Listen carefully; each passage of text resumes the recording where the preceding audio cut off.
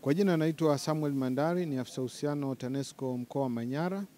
Leo tumefika hapa kwenye senta ya kulelea watoto yatima, inatambulika kwa jina la Mahose, iliyoko hapa Babati.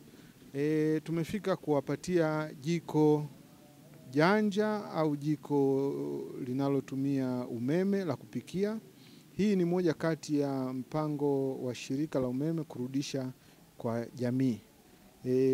Watoto hao wanaokaa hapa ni sehemu ya jamii yetu, ni sehemu ya familia yetu, wana TANESCO, na sisi tumeona tuwaletee jiko la teknolojia ya kisasa kabisa ambalo ni jiko sanifu la pressure.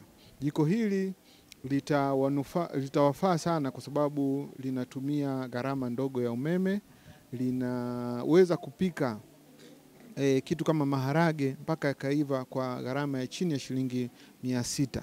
Utaona wanaweza kutumia jiko hili kujipikia vyakula mbalimbali kwa gharama ndogo sana ya umeme. Lakini pia jiko hili litawapa walimu na walezi wao unafuu wa kuendesha shughuli zao hapa, kwa sababu kwa kutumia jiko hili la kisasa unaweza ukawasha jiko ukawa unaendelea kufanya shughuli nyingine.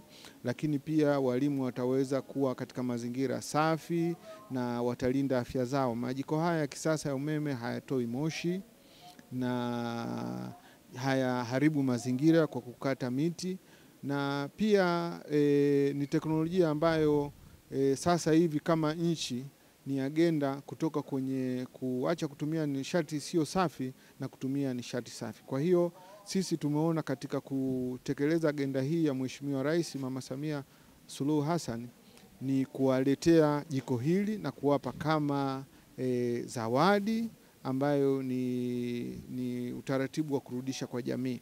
Kwa hiyo tumewapa jiko hili na tumewapa maelekezo jinsi ya kulitumia, na tumekubaliana nao sasa watakuwa wakitumia jiko hili kupikia, na litawapa ufanisi mkubwa kama tulivyosema. Pia litalinda mazingira na usafi katika mazingira ya shule. Asanteni sana, tunashukuru kwa kutuletea jiko la umeme ambalo linatumia nishati ndogo ya umeme.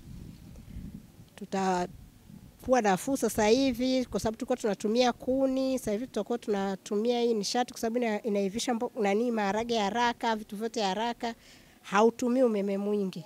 Kwa hiyo tunaomba jamii pia wajitahidi kutumia majiko haya ili kuepusha kufanya mazingira yawe salama zaidi. Hapo mwanzo mlikuwa mnapata adha gani, sasa hivi mnafikiri zitaisha? Adha ya kutafuta kuni, kununua, kwa mwezi tunaweza kutumia 50,000 mpaka 60 kununua kuni.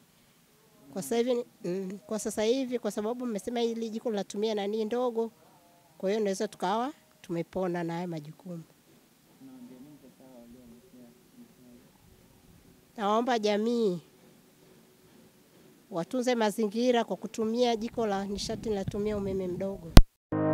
Ili kuwa mwanafamilia bora wa Global TV, usisahau kusubscribe, like, kushare na kucomment. Baada ya kusubscribe, bonyeza alama ya kengele ili kupata taarifa kwa kila video inayopanda Global TV Online.